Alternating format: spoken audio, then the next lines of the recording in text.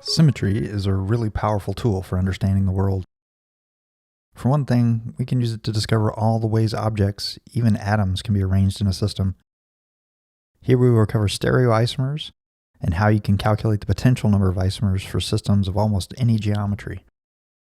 We will apply the method to chemistry, but you could apply it to any 3D system. As part of this, there will be some discussion of chirality across multiple dimensions, interconversion of enantiomers, and experiments that may suggest dimensions higher than 3. We will apply symmetry to chemical isomers, and with a little geometry, we will get results we can display pictorially, and sometimes those results are surprising. Here, we're going to limit ourselves to stereoisomers. These are compounds that have all the same atoms bound to one another, but are still different in some tangible way. They have the same connectivity with a different spatial arrangement. As a simple example, we can talk about 2-butene, which has a carbon-carbon double bond with one methyl group on either side. We have 2 geometric isomers in this case, one cis and one trans. As you might expect, the cis and trans isomers have different properties. For example, the trans isomer is lower in free energy by 1.3 kcal per mole, and the cis compound boils about 3 degrees higher. Optical isomers are a more subtle type of isomerism. This is where 2 compounds are identical, except they are reflections of one another. We say they have non-superimposable mirror images. This is like your left hand and your right hand. If you hold them up, palms facing each other, it's like holding one up to a mirror.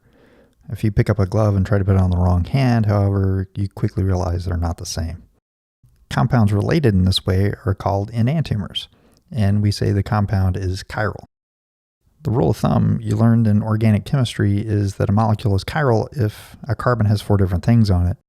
So there really are simple examples of chiral compounds like this one. Unlike geometric isomers, enantiomers have all the same physical properties, like the same melting point and energy of formation.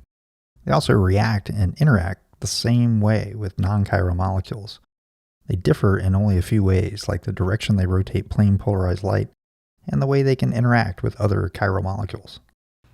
We can think about what chirality might mean in different dimensions.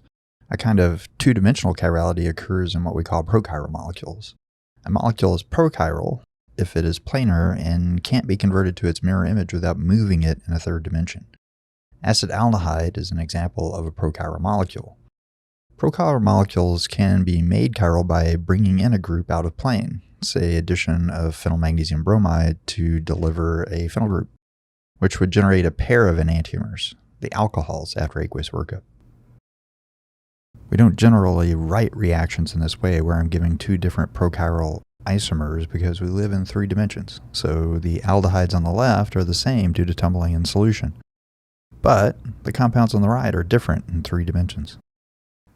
What if we didn't live in 3 dimensions? What if we only lived in 2?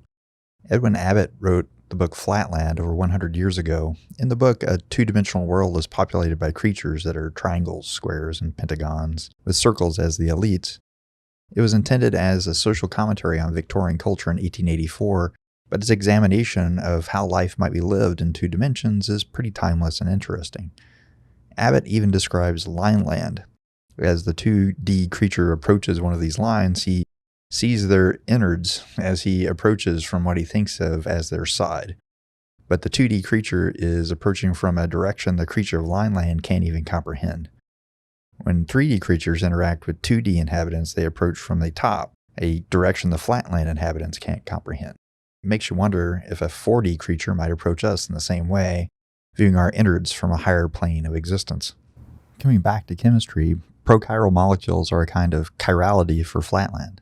Non-superimposable mirror images that can't be turned into one another, as far as the flatland creatures know.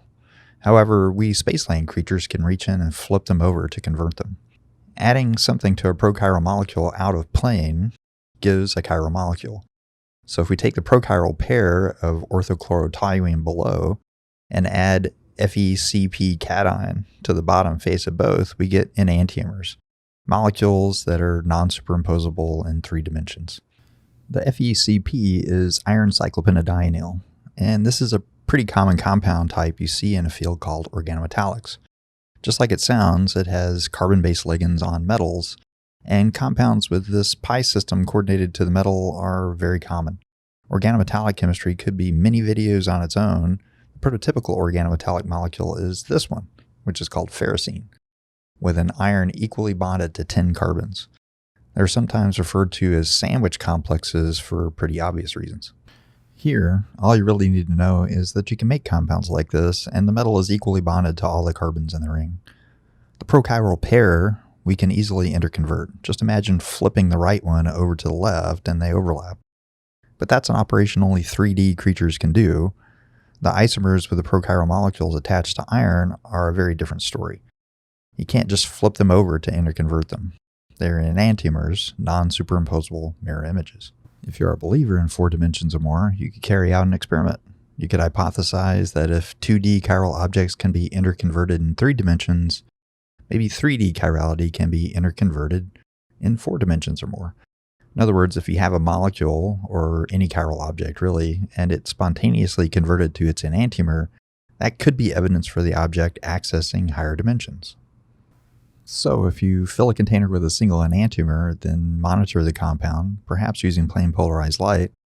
As long as there's no way for the compound to isomerize in 3 dimensions, they could only isomerize by accessing a higher dimensional plane.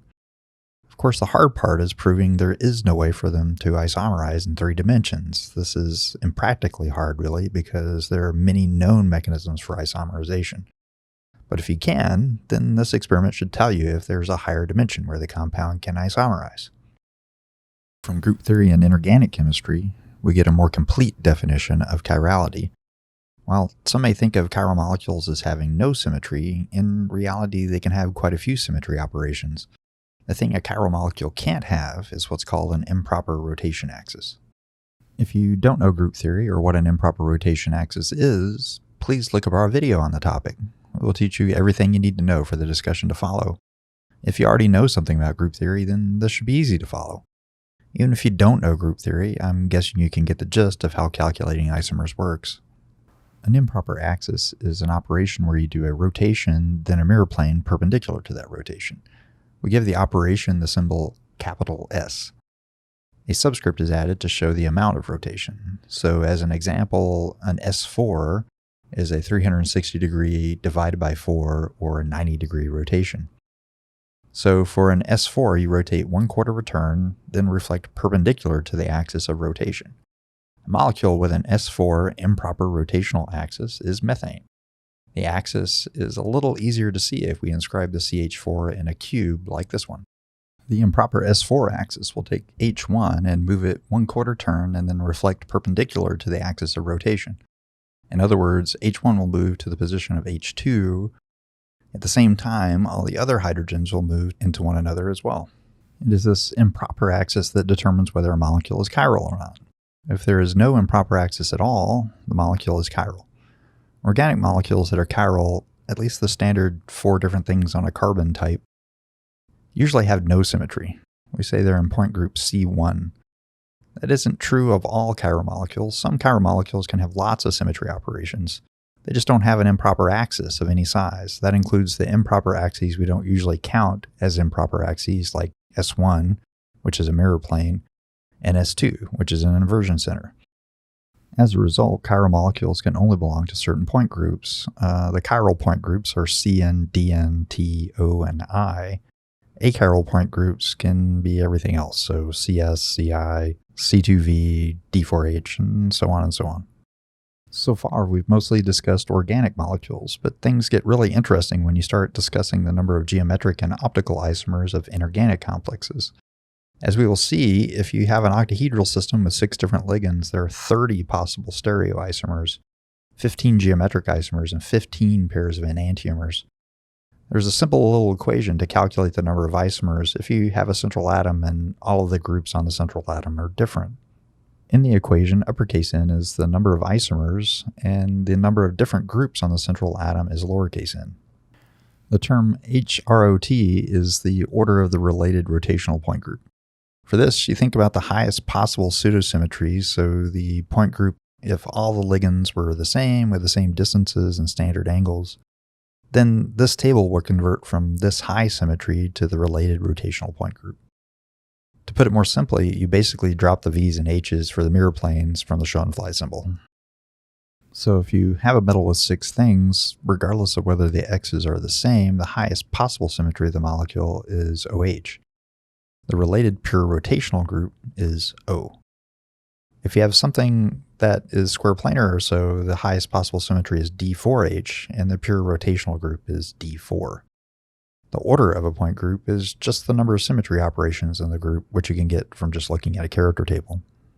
The easiest way to illustrate the method for finding all the isomers is maybe with a couple of examples. Let's take our pseudotetrahedral carbon with 4 different groups and ask, how many stereoisomers does it have? If all the groups were the same, then we would have a molecule that was in the tetrahedral point group, TD. The pure rotational group related to that is just T.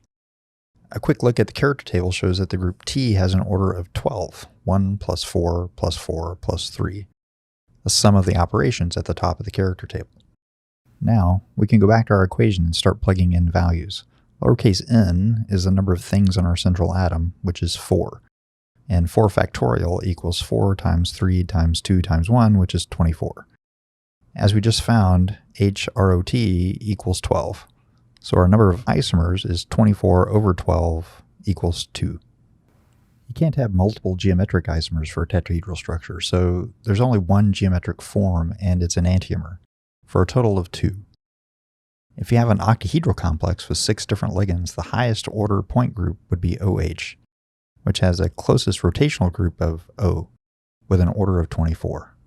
Our equation is then that the number of isomers equals 6 factorial over 24, or 30 total possible isomers. For an icosahedral system, things get even crazier. There are certainly molecules with icosahedral symmetry, but they are relatively rare. For example, an allotrope of carbon called buckyball or Buckminster fullerene with the formula of C60 has an icosahedral symmetry, as does the borane cage B12H12 2-. There is an extensive chemistry of boranes, but I'm not sure if someone has made a B12X12 2- where all the groups on boron were different. The compounds where X are all the same and equal to hydrogen, fluorine, chlorine, bromine, and iodine are all well known. There are many fascinating derivatives that have been prepared. For example, Alex Piconia at UCLA has made the dodeca alcohol and used that to make dodeca ethers. So maybe we are on our way to making these really complex compounds with different X groups. If the B12X12 2- with 12 different X groups was made, there would be almost 8 million possible isomers. From this simple equation, we don't know the formulas for the isomers or if they are geometric isomers or pairs of enantiomers. Thanks to the famous Hungarian mathematician George Pólya, we have a way of calculating the number of geometric isomers and enantiomeric pairs for most systems, regardless of whether all or just some of the groups are different. Since we are going to get the number of geometric isomers and enantiomeric pairs, we are getting 2 different results. So we must be doing 2 different calculations. We will do one calculation with the pure rotational group, which will tell us the number of stereoisomers of any kind. If you think about it, this makes a lot of sense. The pure rotational group will restrict the symmetry available, giving us the geometric isomers and enantiomers because there will be no improper rotation axes included. We will do a second calculation with a high symmetry point group with mirror planes, which will tell us the number of geometric isomers. Because the improper axes are put in for this calculation, all the enantiomers will drop out and we just get the geometric isomers. The difference between the 2 calculations will tell us the number of enantiomeric pairs. We will start with a really simple example, again using a tetrahedral system, and we'll just number all the ligand positions 1 through 4. This is what we would use for a molecule like this we were looking at earlier, where we already know what the answer is, 1 geometric isomer and its enantiomer. We start by defining something called the vertex interchange matrix. This is basically just a little matrix showing how the vertices 1 through 4 interconvert under the symmetry operations of the group. Here, we're going to start with the pure rotational group for this system, which is T, because that will tell us how many total stereoisomers there are. As we go through this, we will build up a table with the info we need. For this first bit, we do 1 symmetry operation in each class. Then all we do is write down what vertex interchanges occurred. If we do the symmetry operation E, which is identity, nothing happens. So vertices 1, 2, 3, and 4 just go into themselves. If we do a C3 around the vector leading to vertex 1, then vertex 1 doesn't move. However, 2 goes to 3, 3 goes to 4, and 4 goes to 2. So we write that down. Next, we have a C2-3, which is the same as a C-1-3. So rotating a third of a turn the opposite direction. Again, vertex 1 doesn't move, but 2 goes to 4, 3 goes to 2, and 4 goes to 3. Finally, we have the C2 operation, which is between the vertices, and they exchange in pairs. For the axis picked, 1 goes to 2 and 2 goes to 1. Similarly, 3 goes to 4 and 4 goes to 3. In the end, the table looks like this. Now I look at my permutation groupings. Basically, I group the columns so that things exchanging are together. If the vertex only exchanges with itself, you end up with a column in a matrix by itself, say 1, 1. If multiple things are exchanging, you end up with larger matrices encompassing the exchanging vectors. In the end, it looks like the table here. From the groupings, we can define a cyclic index, which will tell us what math to do. Pólya gave these the base f, and if there is one vector, it was f1, if two vectors, f2, etc. For the symmetry operation E, we have 4 different matrices with a single vector in them. So we have f1 times f1 times f1 times f1, or f1 to the 4th. Then we multiply by the order of the group. In the case of identity, there is only ever one operation.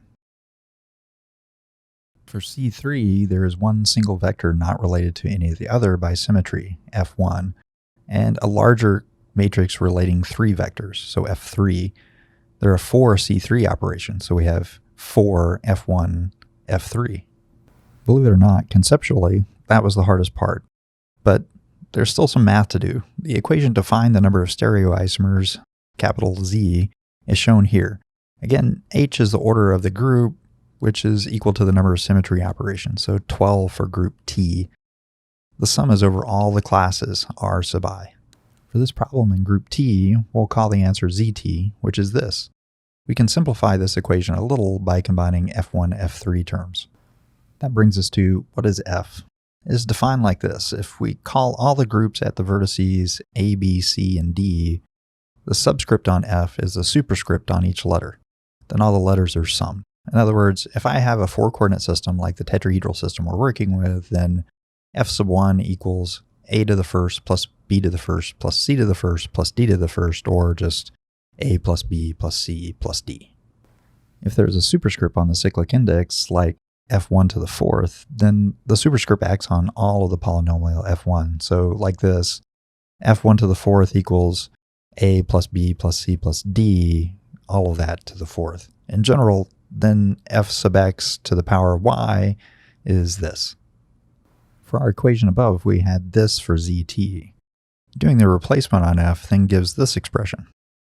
Then a scary thing happens. You have to expand this polynomial. This is where either a lot of patience or a symbolic math program is very helpful. You could use a program like Mathematical or Maple to do this. It makes things go a lot faster. There are also some online free calculators that can do this for you as well, and that's what I used here. This gives you the number of every possible stereoisomer for every ligand arrangement. And this A to the 4th means all of my ligands are A, and A squared BC means that I have 2 A's, a B, and a C. In short, the chemist should look at A to the 4th and think MA sub 4. So 4 different ligands that are the same on the metal center. The coefficient in front of the term is the number of geometric isomers plus the number of stereoisomers. In this case, the coefficient is 1 for all of them, except for A, B, C, D, which has a 2. That means that the number of geometric isomers plus the number of stereoisomers is 2 if all of the ligands are different. To find out more, we can repeat this process with the high symmetry point group TD to find out the number of geometric isomers. That process is obviously really similar to what we just did, so we'll just show you the table to create, which looks like this. So you find this Z equation. Substituting in the meaning of the F terms gives this. The expansion is below, which looks almost identical to the expansion we did using the T point group, except that there is one important change. The coefficient for A, B, C, D, where all the groups are different, is 1 instead of 2. In this, the TD case, we are getting the number of geometric isomers only, which is 1 for every type of tetrahedral molecule, no matter how many different ligands we put on it. But when we did this with the T point group, we got that A, B, C, D had 2 isomers. That calculation gave us this. Geometric isomers plus enantiomeric pairs equals 2.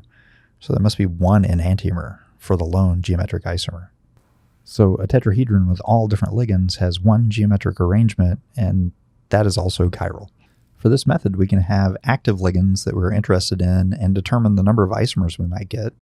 And we can have a core that isn't changing. So let's ask a question about a reaction we might do. Here's a theoretical reaction where the chelate will stay like it is, but some or all of the chlorine groups might be replaced. To make it interesting, let's say we were putting in 2 different ligands, 4 equivalents each of sodium cyanide and sodium hydroxide. The products made could have all or none of the chloride ligands replaced by either cyanide or hydroxide. How many possible geometric isomers and how many pairs of enantiomers might be formed? I will point out that this is maybe the worst possible synthetic design. No sane chemist would run a reaction like this, but let's see what the math says we might make. We will use the positions of the chlorides as our active sites, then use M and the chelate ligand as the core, which won't change. So we'll just look at the symmetry of the active sites 1 through 4. The active sites would be in point group C2V for the high symmetry group and C2 for the pure rotational group. Like before, we'll start with the pure rotational group to get the sum of the geometric isomers and enantiomeric pairs. C2 is a very simple group with E and C2 for classes. The Z equation is relatively simple and expands into this string. Since we have 4 sites and 3 ligand types in our reactions, we're really only interested in a few of these. Since there are 4 sites, at least 2 of the sites will have the same ligand in all cases for our reaction. Our active site ligands can be chloride, cyanide, or hydroxide, but any of those ligands can be A, B, or C when we look at our isomers. As a result, the only unique parts of our polynomial would be something like a to the 4th, 2a to the 3rd b, 4a squared b squared, and 6a squared bc. These are the sum of the geometric isomers and enantiomeric pairs, so let's do the high symmetry case before we start drawing structures, just so we know what we're looking for. C2V is only slightly more complicated than C2 with an E, C2, and a couple of mirror planes. The table looks like this. Our Z equation is then as shown here. Replacing in all the F terms gives this equation, and the expansion is here.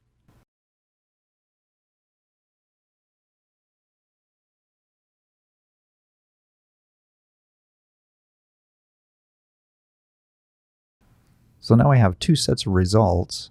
Putting these in a table and subtracting to get the enantiomeric pairs gives this. The easiest of these to understand is a to the 4th, where all the ligands are the same. The A ligands can be all chloride, cyanide, or hydroxide, so there would be 1 of each, but there are no isomers of any of these. Next is A3B, so 1 ligand is different, and our table says there are 2 geometric isomers. The unique arrangements are where the B ligand is cis or trans to the L ligands of the chelate. When considering the 3 different ligands in these 2 geometric isomers, there are then 12 possible compounds. The third class of compounds has A2B2 ligands. There are 3 geometric isomers. You can put the A's trans to L or the B's trans to L, which gives the 2 achiral compounds. These have mirror planes, S1 axes. If you put 1 on the axis and 1 equatorial, you get a compound that is chiral with a single enantiomer. For this formula, there are 12 different compounds with the 3 ligands. For the final formula, A2BC, there are 4 geometric isomers, 2 of which are chiral and have a pair of enantiomers. Geometric isomers should have different cis-trans relationships. In complex alpha, the A ligands are trans, and in beta, they are cis, different geometric isomers. In isomers beta and gamma, the 2 A's are cis, but in beta, the A's are both trans to L. Whereas in gamma, 1 is trans to L and the other is trans to B. You'll probably get the idea. Geometric isomers have different cis-trans relationships within the substituents. On the other hand, optical isomers have identical cis-trans relationships between all of the ligands. So in gamma and gamma prime, A is trans to B, A is trans to L, and C is trans to L, etc. They only differ in their handedness. They are non-superimposable and not identical, but their energies in isolation are the same. Here, we can make 18 different compounds, including enantiomers. All in all, our terrible experimental design gave us up to 45 different compounds, including enantiomers. When doing syntheses, we don't typically optimize for the largest number of possible products, so this is a very poor experiment. The forms of the cycle indices for many common geometries have been compiled, which are shown in this table, which is basically from Kennedy, Baker, and Macquarie. We would be a little remiss if we didn't mention what Pólya's method doesn't do. If you have an unsymmetrical chelate, then the method we just used won't give you the correct results. If you can't relegate the chelate to the core, if it breaks the symmetry in some way, then the method won't work. But the method does work for a lot of things. If you enjoyed this video and want to support future videos covering topics like this one, please subscribe to our channel and give us a thumbs up. We make these videos for fun and as a way of interacting with and giving back to the community, so we greatly appreciate your support.